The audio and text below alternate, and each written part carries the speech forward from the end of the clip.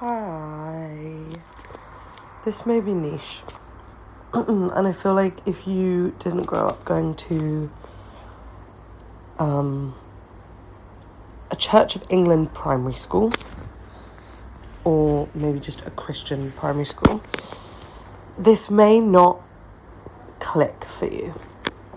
I also have like a bit of a sore throat, so my mouth hurts. So if I just give up and stop recording at one point, that's why. So for some reason, I've really taken to journaling recently, like way more than usual, but journaling in a broader sense than typically I've been doing for the last few years. Like not like regular journaling, more like creative journaling. But still within the scope of like things that have affected me in my life or whatever it is. So I'm going to read you this journal that I wrote the other day. I'm going to find it. Okay. I'm just going to read it out and then we'll talk about it afterwards. I feel that religiously this isn't provocative. This is more of a worldly matter. Spiritually, I feel judged by every... See, this is why I don't have a script. Because if I had a script, I would sound like an idiot. I digress. Spiritually, I feel judged by every spirit, no matter if they're male or female presenting. But I do think that there must be a correlation between these feelings of being observed and the conditioning I had towards always being seen by God.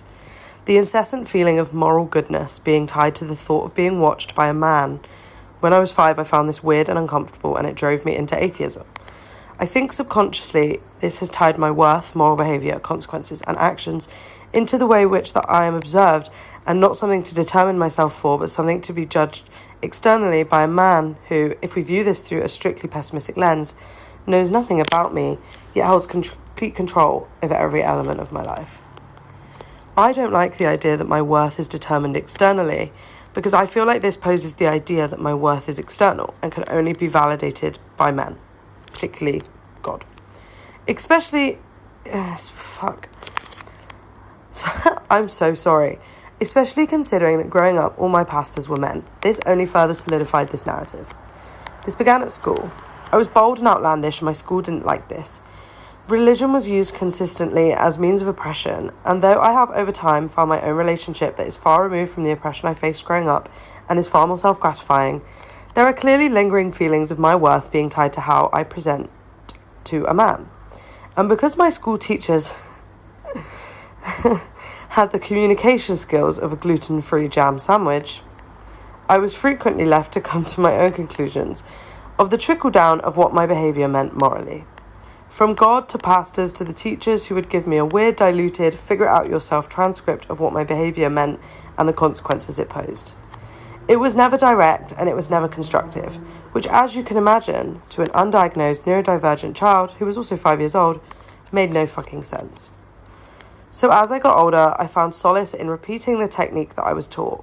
That vague signals and beating around the bush was the closest I would ever get to a real answer, which ultimately led me to formulating the idea of what people, particularly men, thought about me. I would draw my own conclusions based on breadcrumbs of information that was probably not conducive of anything that means anything at all. I was taught to guess and keep guessing, and that guessing became a habit. As you can imagine, spending all my time guessing about what men think about me sounds incredibly familiar to what me or you might deem as a pick-me. And I have wrestled with the idea and the rejection of the idea through to later acceptance that we are bred to be pick-me's. We are taught to place men's needs, wants, expectations and experiences of us above our own, which has a strong influence on our sense of self and other female relationships. Media is also important to consider here.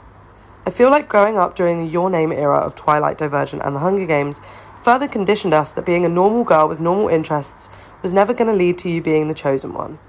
You wouldn't get picked that way. Whether it be the lead to... Why do I have no comprehension? Whether it be to lead the rebellion or fall in love with a vampire who inevitably chose you, There's no winning as a woman if you're not chosen by some higher power who has the ability to take you out of the incredibly unfortunate circumstances of being an average teenage girl and make something better of you. These stories were posed as empowering, and while I understand the sentiment, the idea is always that someone saved the girl from the normality which has to be the most frightening thing to be at 15. And then from there, they create a new you, a palatable you that appeals to the masses. Cue token glow-up movie scene. This all kind of ties back to the mindset of men having this power that women don't innately possess, i.e. godly figures. We can't take a man and completely change his fate or turn him into a rebel against the system or a half-human vampire with cool specific powers. I understand that I am using very niche texts, but these were revolutionary for me growing up and definitely conditioned me into certain mindsets that probably weren't the healthiest for a 12-year-old girl. The ironic part in all of this is that women are the creators. We create life, we create art. Divine feminine is to create and divine masculine is to protect and uphold that which has been created. Hence why men are so good at oh my god, I'm so sorry guys. Hence why men are so good at doing what they're told by other men. We feel the need to create innately but aren't brought up with the skills to channel this in a way which is fulfilling for us. And then I stopped writing because I assumed my attention span ran out. But I've been thinking about this incessantly for weeks now. I think I wrote this like 2 weeks ago. And it's been something that's really been on my mind because I've actually made many a podcast about being a pick-me and deleted it because the worst thing that you can do is go on the internet and call yourself a pick-me. Because God knows any haters, if I have them, would love to see that coming. And while I am no stranger to slightly a clickbait title, I am aware of putting out a narrative that of myself, which could be harmful to my brand, I guess, or like be taken out of context or, you know, clipped, and if it sounds like I'm speaking out of term, you know, I'm aware of things like that, and I think I'm trying to get better at not constantly feeling this need, like I said, to make myself palatable. I think for me, communication has always been something that I've struggled with, and it's become a special interest because I'm so bad at it and don't understand it to the point where I think I've learnt very effective methods of understanding what people want in a conversation and how to give it to them.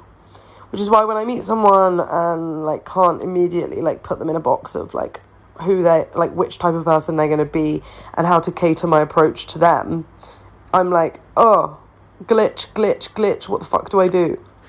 And I think a lot of this stems from, obviously, like I said, being neurodivergent and like masking, and a lot of it also stems from, again, that feeling of needing to cater to men. And obviously this doesn't just apply to men. I have this with women as well when I don't understand and things like that. But I think for me it's easier to relate to a woman. There'll always be common ground or things that we can discuss which are shared experiences or lived experiences. You can kind of guarantee that with a woman, unless she's like the likes of Pearl or something, then maybe not so much. But I think with a man, it's always a little more complex. Not that the conversation is more complex, quite the opposite typically. But I find that with men, the approach is a little more complex because there's no guarantee that you guys are going to have anything in common. And I think this goes back to that point I was making earlier about the pick-me thing, is that I believe that specifically I've been conditioned. I'm not trying to say that every single girl in the world's been conditioned, but I know that a lot of my friends feel the same way, that we have been conditioned to perform for men or to cater to men or to be palatable for men or be just what they need at that moment. And a big part of that is catering our conversational needs to something that men will enjoy. I don't know. I found this recently in terms of my diction. Like, the way that I speak and my word choices is, I'm very animated as a person. And I'm very expressive. And throughout my life, I've been told that I am dramatic, or I'm like playing up, or whatever it is. And as I've got older, I've realised I'm not. I just like using the specific word to convey how I'm feeling. You know, I think those words are there for a reason, and I think some people think that I'm trying to sound smart when I'm not. I'm just trying to convey myself accurately, which, if you are neurodiverse, you will understand is paramount when speaking to someone who is neurotypical. Like, getting them to understand you and your point and where you're coming from in a way that is non-threatening and leaves you feeling seen and heard is so vital and also impossible. So for me, it was always this weird paradigm of using my vocabulary and my diction to express myself accurately, and then being told that the way that I do it is performative or annoying, or like I'm being too much, you know. And I am not a chill, cool girl. Like, as a person, do not expect that from me. I am not gonna give you that. Like, I have wrestled with this in my head many times when, you know, people are like, you know, when someone says something to you and it boosts your ego, they're like, oh, you're so mysterious, or oh, you're so this, or you're so that, or insert fucking caption that if you read it on a Tumblr post, in like a Tumblr comment of one of your posts in like 2013, you would have been like, yes, he thinks I'm mysterious, I'm doing something right. And I actually had someone tell me the other day that they thought I was mysterious, and it was that same thing of, I was like, yes, validation, oh my god. And then I kind of came away and I thought, I'm not mysterious, and I shouldn't use that, like, I shouldn't take that comment as a positive thing or a win. And I think that goes back to that earlier conditioning of like me feeling like, you know, I've achieved something by creating this image around who I would like to be perceived as, instead of who I actually am. And I think in ties to the religious context that I was talking about earlier, we were always told growing up that God sees all. You know, there's no escape from his anything. So whatever you're doing, if it's disingenuous, he'll know. As you can imagine, it's pretty hard concept to grasp as a child. And then when you kind of also factor that in with the very early conditioning of being like catering to a man, me in my childhood brain didn't understand the difference. Like, I couldn't differentiate that catering to one man was different to catering to like 100 different men. I couldn't understand that. I didn't understand that catering to God meant catering differently to male teachers or love interests or male whatever. I didn't understand that. I just took it as a blanket approach. Because again, I'm literal. I have ADHD. My brain takes things literally. And as I said in my excerpt, my teachers had the IQ of a gluten-free jam sandwich. So things weren't presented to me clearly. So I drew my own conclusions. And that conclusion was, every man... You have got to admit, I was 5. So it's a bit less concerning that I thought this way. But at 5, to probably around 10 years old, I genuinely believed every man has the same ability as God.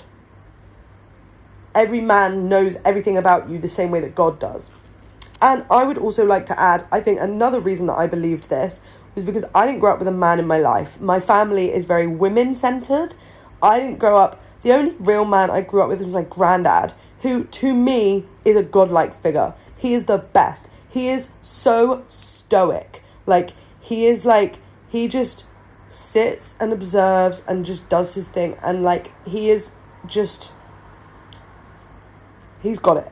Do you know what I mean? So, my only, frame of reference, really, was my granddad.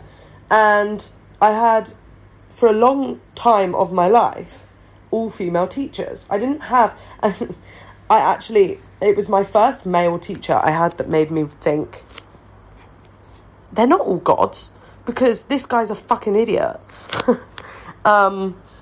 So, yeah, I had this teacher when I was, I think I was in year 5, so I would have been about 10.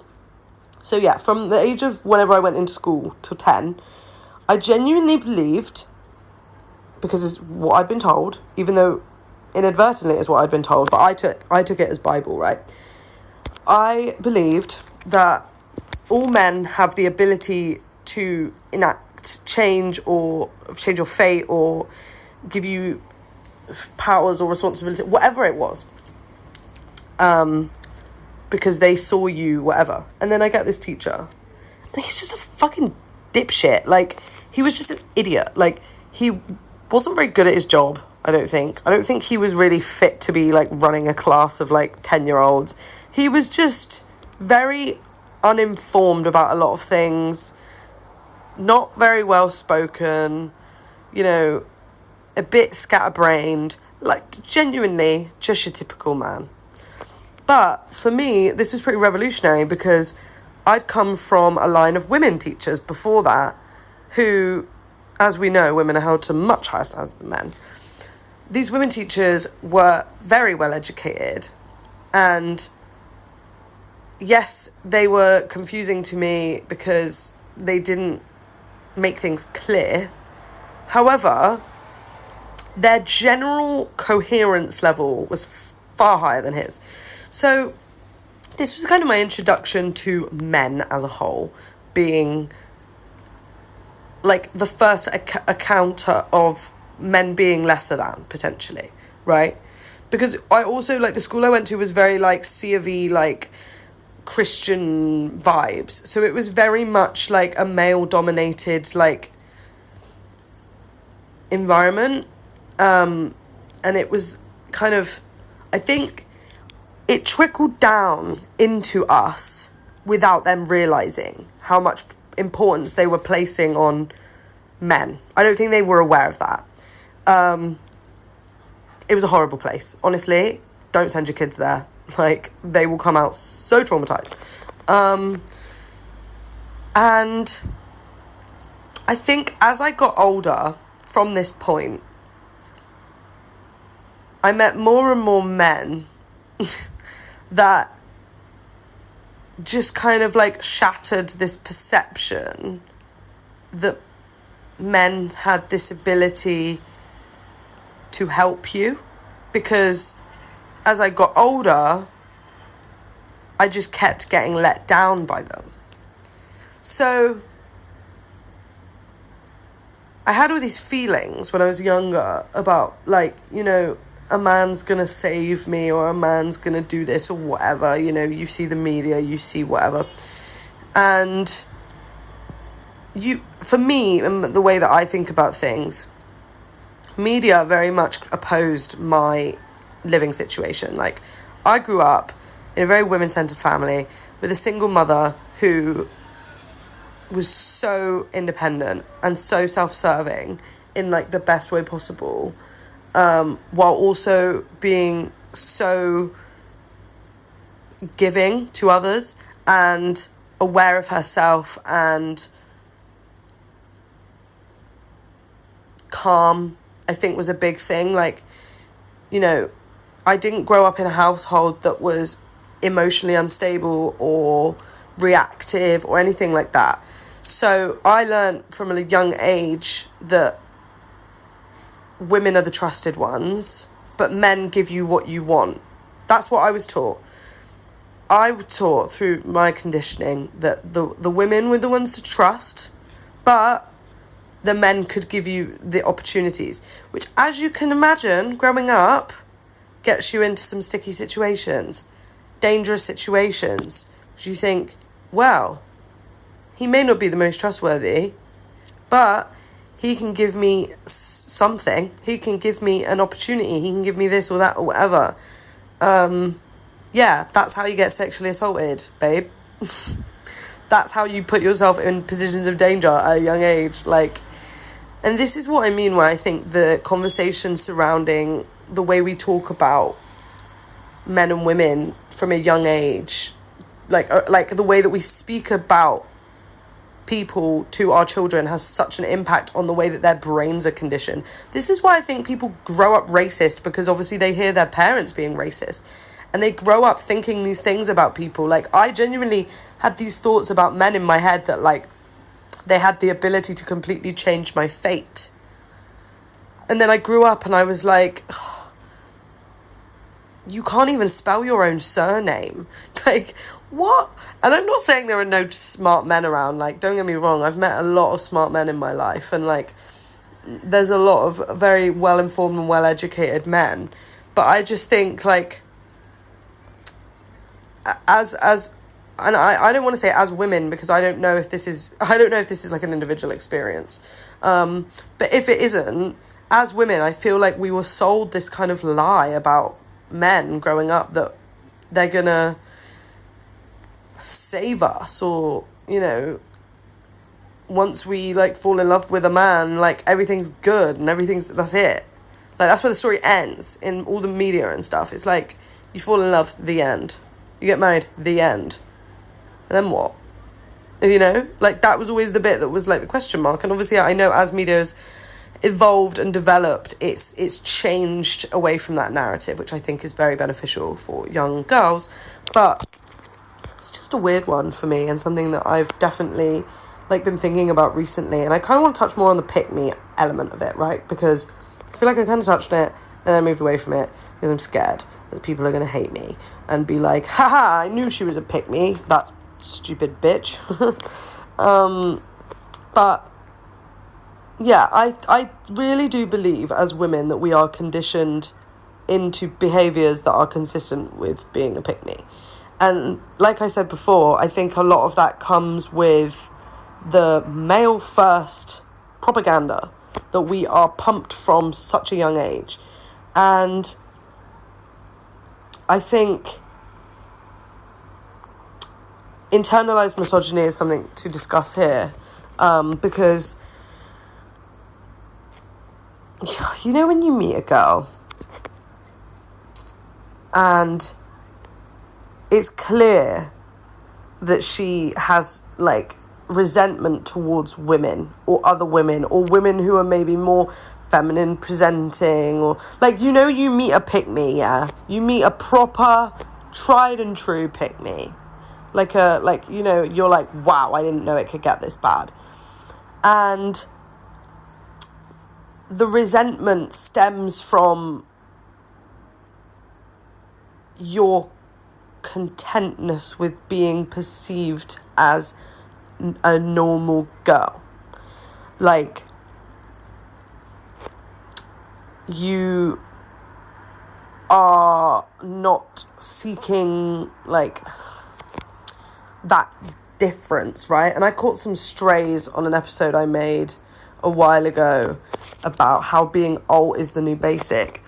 And like, I wasn't outright saying that like alt girls are pick-me's. Like, that wasn't really like the point of the episode. But it kind of is a similar concept of like,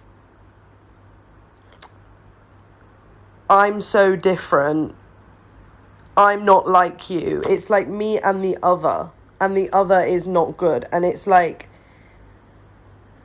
I don't really find that people that are so like, no, let me restart that sentence. I don't find, okay, I'm going to restart one more time. I find that people that are more focused on being different typically are meaner to people that that aren't as different. Like, I find, and this is just my experience, in my lived experience of the people that I've met in my life. If you have an alternate experience, so be it. But I find that, honestly, a lot of the meanest people that I have met, or the worst people, are the people that have curated an image to appear as the other.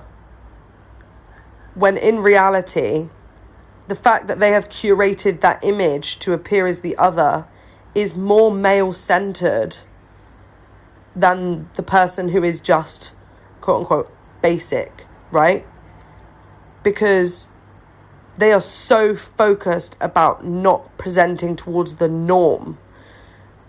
But it doesn't root in culture or identity or alignment with that subculture's values.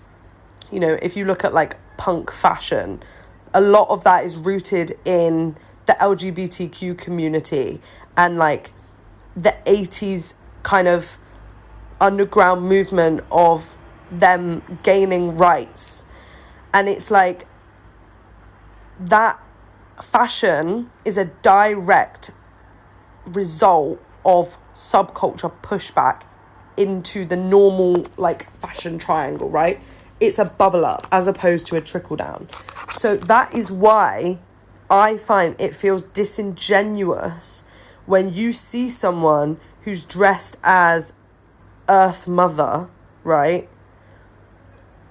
But they don't know anything about that. And I'm not saying it's wrong, and I'm not saying that you have to be a bad, but like this makes you a bad person.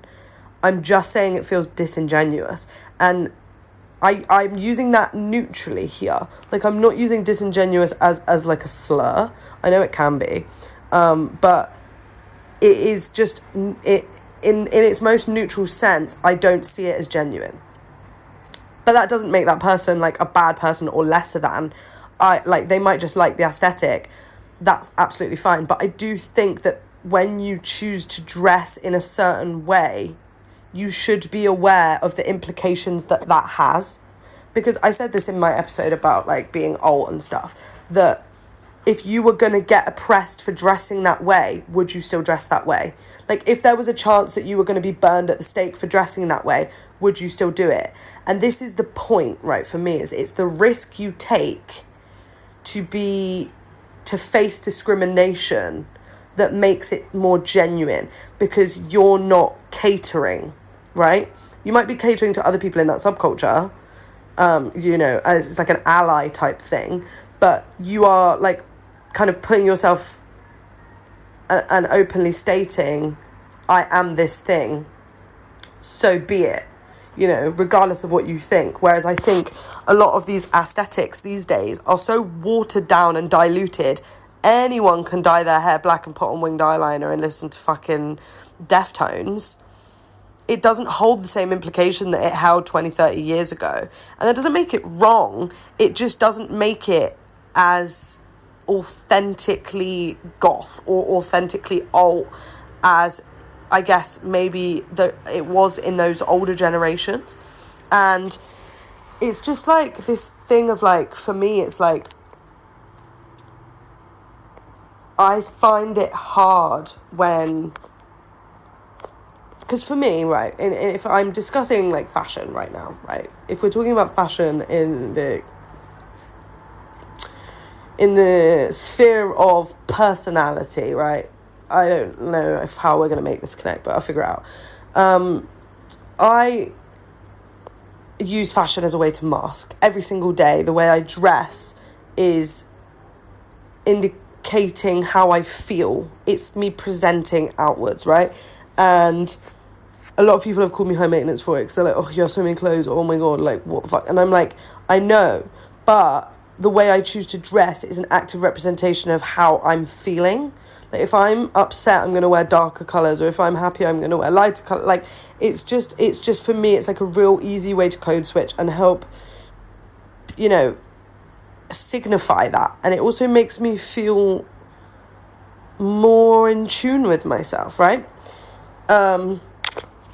So I think when I look towards more like pick me behaviors, and I see people or like other women being like I had a conversation with my friend the other day where she was saying, this girl's a very girly girl, and she was saying that there was some other girls that were like, you're always so dressed up, or you're always this, or you're always that. And it's like, we would never say to someone, you look like you've put in no effort, because it's rude.